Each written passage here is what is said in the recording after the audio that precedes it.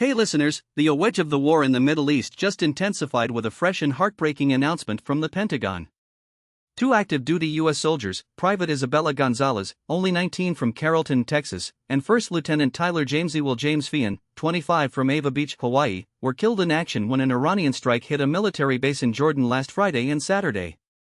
Those names were released Monday, marking the latest casualties in the broader U.S.-Iran conflict that began in late February when the USPO and allies launched a series of air attacks against Iranian targets. Both soldiers were air defense artillery troops. Gonzalez had finished high school in Texas and joined the Army straight out after graduation. Feehan served as an air defense artillery officer and was with the 32nd Army Air Missile Defense Command at Fort Bragg, North Carolina. Gonzalez was part of the 10th Army Air Missile Defense Command in Ansbach, Germany. They were both on rotating duty working to guard against those missile threats. The attack happened at Muwafaq Salti Air Base, right near the Jordanian border. In all, 17 American personnel have been killed since the U.S. and Israel struck first on Iran on February 28. That includes another soldier who died this week while the U.S. ground crew was disposing of a downed Iranian attack drone in northern Iraq. Unfortunately, that soldier's identity has not yet been released. The Iranian missile barrage that hit the Jordan base also left one other U.S. service member missing. A U.S. official speaking on condition of anonymity indicated that the remains recovered on the scene were believed to be those of the missing soldier.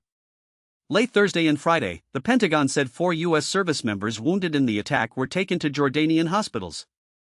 They have since been discharged, while several others received minor injuries and are back on active duty. The Pentagon did not specify the total number that received those smaller wounds, but it emphasized that many are returning to work. On a personal note, Private Gonzalez's mother, in her suburban Dallas area home, answered the door in tears after the news. She was relieved her daughter's name had finally been made public, but Bones states she was not ready to talk about her yet. An American flag hangs over the front of the property, a quiet testament to the sacrifice made by this young life.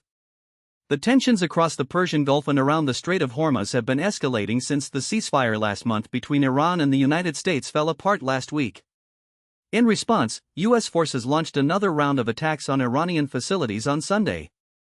These exchange of strikes and the resulting casualties highlight how volatile the region has become, something that anyone who follows global security news needs to understand. So that's the quick rundown of the 2 tragic deaths in Jordan and the broader context surrounding the U.S. presence and the ongoing hostilities. Illithic share more updates as they come and keep you in the loop on what's next. Thanks for listening, and take care.